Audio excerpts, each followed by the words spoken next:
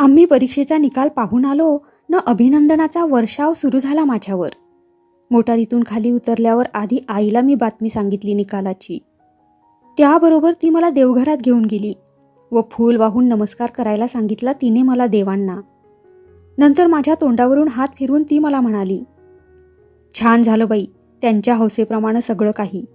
आता लग्न होऊन तू एकदा चांगल्या घरी पडलीस न 4 मुलं-बाळं झाली म्हणजे सार्थक होईल तुझ्या या गुणाचं. तिच्या तोंडून ते शब्द पुरते बाहेर पडतात न पडतात तोच आप्पा गडबडीने तिथे आले. अरुणे त्यांना आल्याबरोबर सांगितली होती बातमी.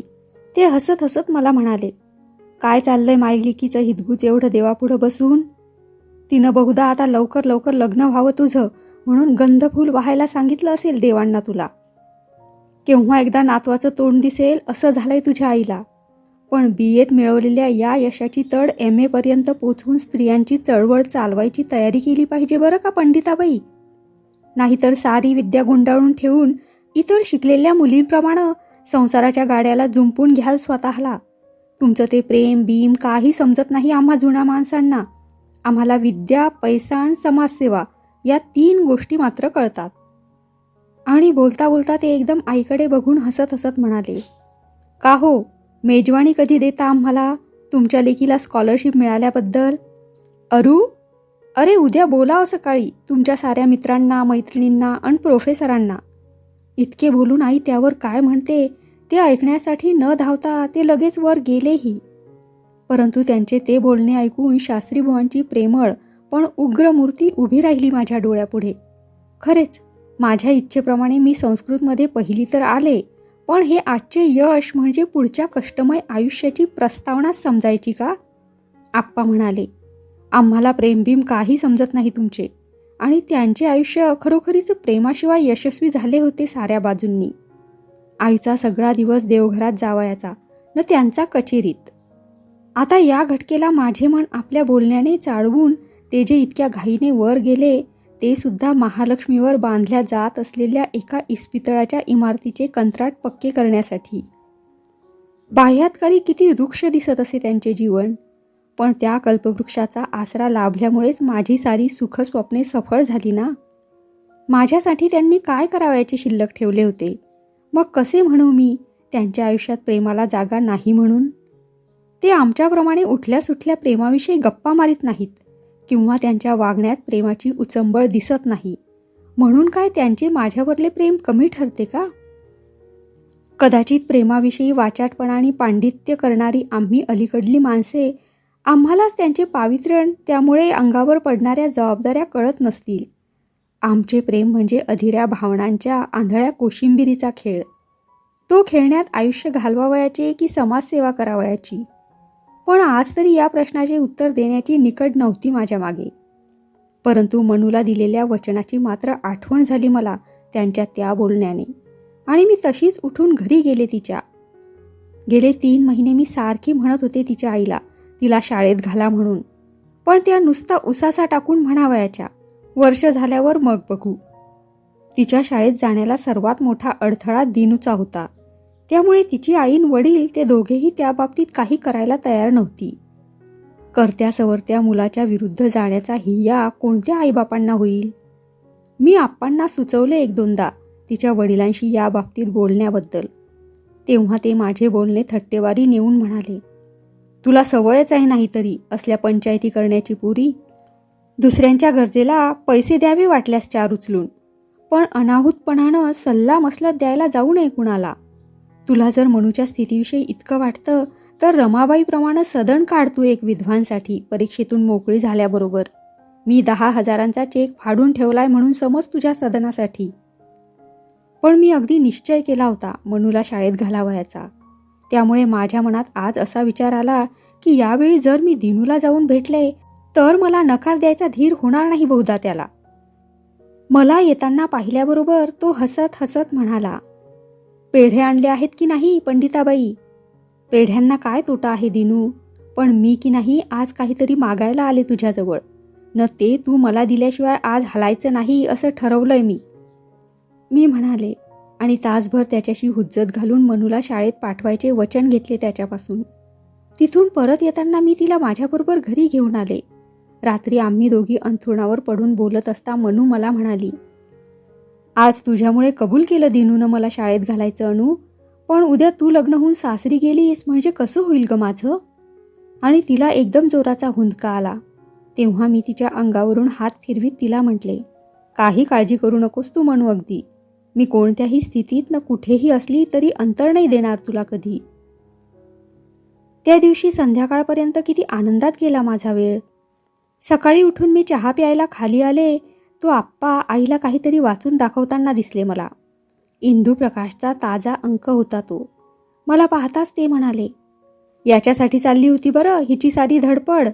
आम्ही इतकं काम करतो लोकांची न देणग्या देतो एवढ्या संस्थांना, पण आमच्याबद्दल कधी चुकून तरी येतं आहे का वर्तमानपत्रात लिहून? नाहीतर तुमच्यावर पहा पंडिताबाई केवढं कॉलमभर आर्टिकल लिहिलंय आज. आणि त्यांनी हसत हसत कौतुकाने तो अंक माझ्यापुढे ठेवला. आईला वर्तमानपत्र वाचून दाखवण्याच्या त्यांच्या आयुष्यातला बहुधा पहिला प्रसंग असावा तो. ती अरूला म्हणाली, वाच बघू पुढचं अरू. ही आली न थट्टा सुरू होऊन अर्ध्यावरच राहिलं सारं. अगं त्यात काय आहे एवढं वाचण्यासारखं आई? बायकांना हरभऱ्याच्या झाडावर चढवण्याची सवयच असते नाहीतरी वर्तमानपत्रांना. शिवाय इंदू तर घरचाच आहे आपल्या. मी त्या लेखावर नजर टाकीत म्हटलं. सकाळचा सारा वेळ घरी आलेल्या मंडळींना भेटण्यात व त्यांचे अभिनंदन आभारपूर्वक स्वीकारण्यात गेला. त्यातून मोकळी होऊन मी अंग धुवून वर येते न येते तोच आमच्या मैत्रिणी यायला सुरुवात झाली. आणि तेव्हापासून जो हास्य विनोदाला ऊत आला तो संध्याकाळी 4 वाजता सारी मंडळी जाईपर्यंत. माझी सगळ्यात जास्त थट्टा कालिंदीने केली. अरुचेन माझे सहजीवन हा गेली 4 वर्ष सगळ्या कॉलेजला एक विषय होऊन बसला होता चर्चेचा. व प्रणयाची सारी चेष्टा अनुभवलेल्या चतुर कालिंदीने माझे मनोगत कधीपासून ओळखून ठेवले होते. पण तिने याबाबतीत आजवर कधी थट्टा केली नव्हती माझी. परंतु त्या दिवशी मात्र ती जाता जाता मला म्हणाली, आता वाङ्निश्चयाची मेजवानी मिळाली पाहिजे बरं का याच्या मागोमाग अनु. तू समजत असशील आपला आवडता माणूस आपल्या मुठीत आहे म्हणून, पण पुरुषांची मनं फार चंचल असतात बरं का. तुला अनुभव आला आहे वाटतं अलीकडे त्या चंचलपणाचा. मी तो विषय उडवून देण्याच्या बुद्धीने म्हटले. त्यावर माझ्या गालावर हळूच चापट मारून ती हसत हसत म्हणाली, मला नाही तो अनुभव येण्याची धास्ती. आपल्या प्रियकराला पोपट बनवून पिंजऱ्यात कोंडून ठेवणाऱ्या जादूगारणीसारखी वस्ताद आहे मी. पण तू मात्र सांभाळ बाई, नाहीतर इतकं संस्कृत वाचून अखेर हंसपादिकेप्रमाणे नुसते टोमणे देत बसण्याची पाळी येईल तुझ्यावर. आम्ही इंटरपासून आणाभाका करून बसलो होतो तेव्हा कुठं 4 वर्षांनी सफळ झाले मनोरथ आमचे. प्रणयपथावर आडवळण न अडथळे किती असतात याची कल्पना नाही तुला अजून. तिच्या त्या विनोदाने अत्यंत विचलित केले माझे मन. अरूचे मन जसे तिच्याविषयी स्वच्छ नव्हते तसेच तिचेही त्याच्याविषयी स्वच्छ नव्हते. व लोणावळ्याला असताना आमच्या वर्तनात मधून मधून उत्पन्न होणारा तुटकपणा बहुधा तिच्या लक्षात आल्याशिवाय राहिला नसावा. एकदा टेनिस कोर्टावरून एक शब्दही माझ्याशी न बोलता अर्ध्या खेळातून निघून गेला होता तो. तेव्हाच ती मला म्हणाली होती, का ग काहीतरी बिनसलेलं दिसतंय तुम्हा दोघांचं. ही कवी माणसं भारीच छंदिष्ट नि जगावेगळी असतात नाहीतरी. त्यामुळे ती तिचे उद्गार ऐकून आजपर्यंत कधी न आलेली शंका, कधी न झालेली इच्छा उद्भवली माझ्या मनात. अरूचे माझ्यावर खरोखरीच प्रेम आहे का मी निव्वळ आभासाच्या आशेवर झुलते आहे. गेल्या 8-9 वर्षात आमचे संबंध, आमच्या भावना कसकशा बदलत परिणत होत गेल्या याचे चित्र उभे राहिले माझ्या डोळ्यापुढे. किती फरक पडत जातो आपल्या भावनात स्वतःला नकळत. मला अजून आठवण आहे मी पहिल्या भाऊबीजेला अरूला किती कौतुकाने ओवाळले होते याची. परंतु अलीकडे त्याच्या कपाळाला अक्षता लावताना निरांजनाच्या निर्मळ प्रकाशात जेव्हा आमची दृष्टभेट होत असे तेव्हा ती निव्वळ फसवणूक चालली आहे असेच वाटत नसे का आमच्या मनाला. पण माझे मन ज्या भावनेने त्याच्याकडे ओढ घेते तीच भावना त्याचीही माझ्याविषयी असेल का. माझ्याविषयी त्याला आकर्षण वाटते, एक प्रकारची विलक्षण आसक्ती वाटते, याबद्दल शंका नव्हती मला. पण आकर्षण म्हटले तरी त्यात किती प्रकार असतात आणि मनुष्य जितका बुद्धिप्रधान स्वतःच्या भावना पिंजून पाहण्याकडे त्याची जितकी प्रवृत्ती तितके त्याचे मन अस्थिर. त्याच्या बुद्धीला धार कमी. कापूस पिंजल्याशिवाय त्याचे चांगले सूत निघत नाही, पण भावनांचे अगदी उलटे असते. त्या जो पिंजित जावे तो त्यांचे स्नेहबंधन निर्माण करण्याचे सामर्थ्य नाहीसे होत जाते. अरुला मी प्रिय असेन, नाही आहेच, पण मला ज्या अर्थाने तो प्रिय आहे त्या अर्थाने मी त्याला प्रिय असेन का? तळमळ लागून राहिली माझ्या मनाला सारखी. आम्ही फक्त दोघेच बसलो होतो तिथे. त्यावेळी खडकावरून वेगाने आपटत फेसाळत येणाऱ्या समुद्रांच्या लाटाशिवाय दुसऱ्या कशाचाही आवाज कानावर येत नव्हता. तृतीयेच्या चंद्राची निमुळती पिवळसर कोर अगदी बुडावयाच्या बेताला आली होती. भरतीमुळे वेगाने उसळत असलेले समुद्राचे निळे पाणी तिला गिळून टाकण्यासाठी धडपड करीत होते जणू. त्या मावळत्या चंद्रकलेचे सौम्य चांदणे क्षणोक्षणी फिके पडत चालले होते व त्याच्या मंद प्रकाशात समुद्राच्या लाटा सर्पाच्या अंगावरील खवल्यासारख्या चमकत होत्या. पूर्ण काळोख किंवा पूर्ण प्रकाश हा सोतकट सबय करीत नाही मनाला कधी, पण ते लोपत चाललेले चांदणे आणि तो वाढत चाललेला आधार त्यांनी व्याकुळ करून टाकले माझ्या मनाला. आतापर्यंत आम्ही पुष्कळ गोष्टी बोललो, पण जो एक प्रश्न माझ्या मनात मघाचपासून सारखा डाचत होता तो अरुला विचारण्याचा हिय्या मात्र मला अजूनही झाला नव्हता. किती वेळा तरी ओठापर्यंत आले असतील शब्द माझ्या. एकदा वाटे जी गोष्ट उघड आहे ती विचारण्याचे कारण तरी काय, पण लगेच अशीही शंका येई की जे आपल्या मनात आहे तेच त्याच्याही मनात असेल कशावरून. बोलता बोलता एमएतही पहिला वर्ग मिळवता यावा म्हणून डेक्कन कॉलेजमध्ये जाण्याची आपली कल्पना त्याने मला सांगितली व माझे दोन्ही हात आपल्या हातात घेऊन तो मला म्हणाला, पण तुला सोडून जायचं जीवावर आलं आहे अगदी माझ्या. गेली 4 वर्ष किती मजेत घालवली आपण अनु, पण फिलॉसॉफीवर जरा चांगली व्याख्यानं ऐकायला मिळतील डेक्कनमध्ये म्हणून पडतोय मोह मला पुण्याला जाण्याचा. परंतु तुझ्या हो म्हणण्यावर अवलंबून आहे माझं जाणं सर्वस्वी. त्याच्या या उद्गारांनी जी विश्रब्धतेची भावना माझ्या मनात उत्पन्न केली ती क्षणे बुडून गेली ती शंका. पण लगेच माझ्या मनात विचार आला, आज जर हा प्रश्न मी विचारला नाही तर मन रुखरुखत राहील एकसारखे मागावून माझे. म्हणून मी त्याला म्हटले, तुझ्या कोणत्याही महत्वाकांक्षेच्या आड मी येणार नाही अरू. गेली 4 वर्षे एकत्र राहिल्याचं सार्थक व्हायचं असेल आपल्या तर एकमेकांच्या ध्येयाच्या पूर्ततेसाठी यापुढं झटलं पाहिजे आपण. पण तू पुण्याला जाण्यापूर्वी एक गोष्ट ठरवून टाकली पाहिजे आता, असं नाही का वाटत तुला? कोणती गोष्ट? त्याने मला उत्सुकतेने विचारले. तसं विशेष काही नाही, पण एक वचन दिलं पाहिजेस तू मला आज. मी घुटमळत म्हणाले, कोणतं? कसलं वचन? तू काय एवढं मागणार आहेस माझ्याजवळ अनु आज? बोलता बोलता त्याने माझी बोटे हळूच आपल्या ओठांवर दाबली. त्याच्या त्या थरथरणाऱ्या नाजूक ओठांच्या स्पर्शाने रोमांच उठले माझ्या अंगावर. प्रणयपूर्तीचे स्वप्न सफळ झाल्याचा भास झाला मला. क्षणिक त्या सुखसमूढ स्थितीतच होतो आम्ही. पण जवळ येत असलेल्या लाटांच्या तुषारांनी आम्हाला भानावर आणले व मी त्याला विचारले, तू इथून जाण्यापूर्वी आप्पांना आपण सांगून टाकल्या पाहिजेत साऱ्या गोष्टी. त्यांच्या ध्यानीमनीही नसेल आपल्याला एकमेकांविषयी काय वाटतं ते. म्हणून मला वाटतं की MA झाल्याबरोबर लग्न करण्याचा आपला विचार आपण सांगून टाकला पाहिजे त्यांना आता. माझ्या तोंडून ते शेवटले वाक्य बाहेर पडते, मात्र त्याच्या हातातला माझा हात त्याने एकदम सोडून दिला. तो क्षण मात्र अगदी स्तब्ध, अगदी निश्चेष्ट होता. त्याची ती अवस्था पाहून मी भिवून गेले व त्याचा हात आपल्या हातात घेऊन त्याला म्हणाले, काय झालं रे अरू तुला एकाएकी? बोलत का नाहीस तू? काही नाही. तू जे आता बोललीस ते इतकं अनपेक्षित होतं मला की माझ्या साऱ्या भावनांना दचका बसल्यासारखा झाला एकदम. तो उसासा टाकीत हळूहळू म्हणाला. मूर्छेतून सावध होणाऱ्या माणसाने आपली पूर्वस्थिती आठवण्याचा प्रयत्न करीत एक शब्द सावकाश उच्चारित बोलावे ना, तशा प्रकारचे वाटले त्याचे ते बोलणे मला. त्याच्या त्या विलक्षण मनाचा थांग मला कधीच लागला नाही. त्या मनाच्या खोल कुहरातून क्षीण होत ते शब्द बाहेर आले जसे काही, आणि आपल्या भोवतालचे विश्व गरागरा फिरते आहे असे वाटले मला. त्या शून्यतेच्या भरात मगाशी मी मोठ्या उत्सुकतेने धरलेला त्याचा हात माझ्या हातातून केव्हा गळून पडला हे कळले नाही मला. त्या स्थितीतून बाहेर पडल्यावर माझ्या मनाला निराशेने घेरले. सभोवती अंधार पसरत आहे असे वाटले मला व अत्यंत उद्वेगाने मी त्याला विचारले, याचा अर्थ मी असा करू का की तुझं माझ्यावर प्रेम नाही? नाही ग, असं कसं होईल अनु? पण प्रेमाचं पर्यावसान त्याच एका संबंधात झालं पाहिजे असा आग्रह आहे का तुझा? मला कशीशीच वाटते ती कल्पना अगदी. त्याने मला म्हटले. त्याच्या त्या बोलण्यात नवीन नव्हते काही. पण आजपर्यंत ज्या गोष्टी केवळ तत्ववाद म्हणून आम्ही बोलत आलो होतो त्यांचा संबंध आमच्या स्वतःच्या जीवनाशी असेल अशी कल्पनाही नव्हती कधी शिवली माझ्या मनाला. त्यामुळे हतबुद्ध होऊन गेले मी त्याच्या त्या बोलण्याने. इतक्यात आम्हाला नेण्यासाठी तोफखान्याजवळ येऊन थांबलेल्या आमच्या मोटारीचा कर्णा वाजला.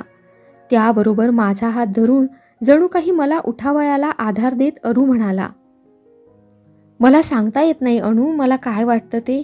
मी लिहूनच कळवीन सारं काही तुला.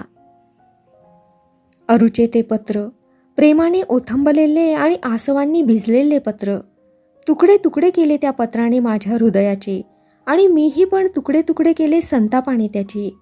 त्या पत्राची वाट पाहत सारी रात्र तळमळत काढली होती मी अंथरुणावर.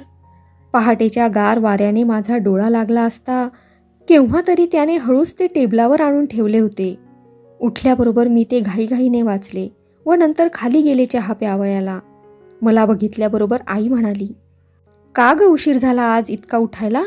आणि डोळे लाल नि फुगीर कशानं दिसतायत तुझे एवढे? काल फार श्रम झाले तुला मेजवानीमुळं.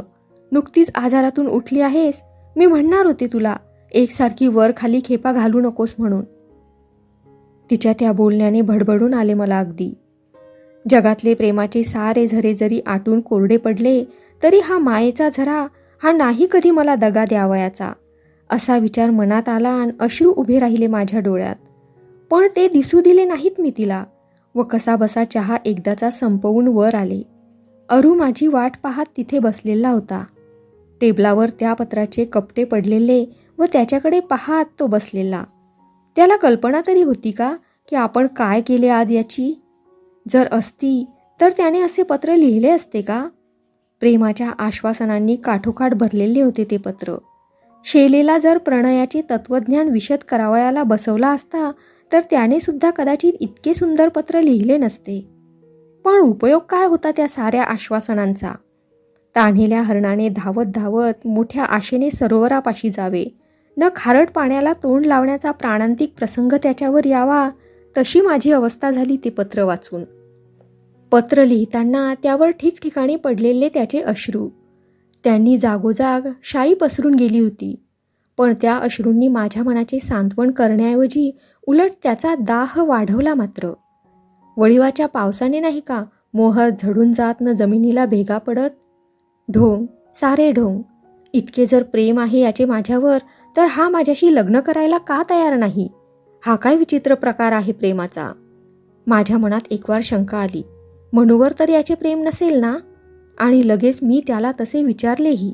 तेव्हा तो म्हणाला, नाही नाही अनु, तुझ्या इतकं कुणावरच प्रेम नाही माझं. कोणत्या शब्दांनी कोणत्या उपायांनी पटवून देऊ तुला मी हे? का हे पत्र लिहून नाही केलंस तू आपल्या प्रेमाचं प्रदर्शन? या पत्राचे तुकडे लॉकेटमध्ये घालून गळ्यात वागवणार आहे ते नेहमी मी माझ्या. म्हणजे मला विसर नाही पडणार तुझ्या स्वर्गीय प्रेमाचा कधी. मी उपरोधाने हसून म्हणाले. पण त्याच क्षणी डोळे भरून आले माझे न ते दुःख लपवण्यासाठी आसरा घेतला उशीचा. त्याबरोबर तो माझ्या जवळ आला व माझ्या केसांवरून हात फिरवीत त्याने मला म्हटले, अनु, मी काय करू? तुझी इच्छा असेल तर लग्न होऊ दे आपलं. पण त्या लग्नामुळं तुलाही सुख होणार नाही, मलाही सुख होणार नाही. उलट ज्या प्रेममूर्तीचं आपण इतके दिवस चिंतन केलं ती भंगून गेल्याबद्दल, भ्रष्ट झाल्याबद्दल सारखी तळमळ होत राहील माझ्या मनाची. अनु, तुला खरोखरीच कधी कळणार नाहीत माझ्या भावना. त्याच्या त्या प्रेमाच्या सांत्वनाच्या शब्दांनी माझ्या हृदयाची तळमळ, माझा संताप अधिकच वाढला व त्याचा हात दूर सारून धडपडत उठत मी त्याला म्हटले, पुरे पुरे अरू, माझ्याशी लग्न केल्यानं ज्या माणसाचं सारं आयुष्य दुःखात जाणार आहे त्याच्याशी लग्न करण्याची, त्याचे उपकार घेण्याची इच्छा नाही मला. तुझ्याशी लग्न न केल्यानं मी काही मरत नाही खास. आणि आता जगून तरी काय मिळवायचं आहे मला? खरोखरी तू जर आता इथून जाशील तर माझ्या मनाच्या वेदना कमी तरी होतील थोड्या. माझ्या तोंडचे ते उद्गार ऐकताच तो जाण्यासाठी उठला व त्याने माझ्याकडे केविलवाण्या दृष्टीने पाहिले. त्याबरोबर मी एकदम उठून त्याच्या खांद्यावर हात ठेवले व त्याच्या दृष्टीत दृष्टी मिसळून म्हटले, किती कठोर, किती क्रूर आहेस रे तू अरू. अनु अनु अशक्य गोष्ट शक्य करून कोणाला सुख होणार आहे. आजपर्यंत ज्या भावनेनं मी तुझ्याकडे कधी चुकूनही पाहिलं नाही, त्या भावनेनं मी तुझ्याशी यापुढं कसा वागू. आपल्या वासनेच्या पूर्ततेसाठी तू मला बळी द्यायला सांगते आहेस माझ्या भावनांचा, माझ्या वैशिष्ट्यांचा. त्याने ते शेवटचे वाक्य इंग्रजीत उच्चारले. त्याने वापरलेला तो वासना हा शब्द ऐकताच कालिंदीच्या प्रेमाविषयी तो जे मज्जवळ बोलला होता त्याची आठवण झाली मला, व मी अगदी चिडून जाऊन त्याला इंग्रजीतच म्हटले, पुरे कर तुझ्या ध्येयवादाच्या वल्गना. तुला काय असं वाटलं रे, आम्ही सारे जमिनीवर सरपटणारे प्राणी आणि तू तेवढा स्वर्गात भराऱ्या मारणारा शेलेचा चंडोल. तुझी कल्पना तरी काय आहे स्वतःविषयी. माणसाच्या अहंकाराला, आत्मपूजनाला काही सीमा असते. खरोखरी पस्तावा होतो मला तुझ्यासारख्या ढोंगी नालायक माणसावर प्रेम केल्याबद्दल. सर्व बाजूंनी फसवणूक झाली माझी तुझ्या बाबतीत. ती प्रेमाची संभाषणं आणि नको त्या प्रसंगाचं स्मरणसुद्धा नको व्हायला यापुढं कधी. आणि मी दुःखाने बिछाण्यावर अंग टाकले. मुकामार, होय मुकामारच तो. माराला जखमेच्या रूपाने कुठेतरी तोंड फुटलेले असते, म्हणजे त्याची नक्की जागा कळते व त्यावर उपचारही करता येतात. पण मुकामार, जागा तर सांगता येत नाही निश्चित, पण कळा मात्र येतात सारख्या. त्या दिवसापासून माझी स्थिती तशीच झाली नव्हती का.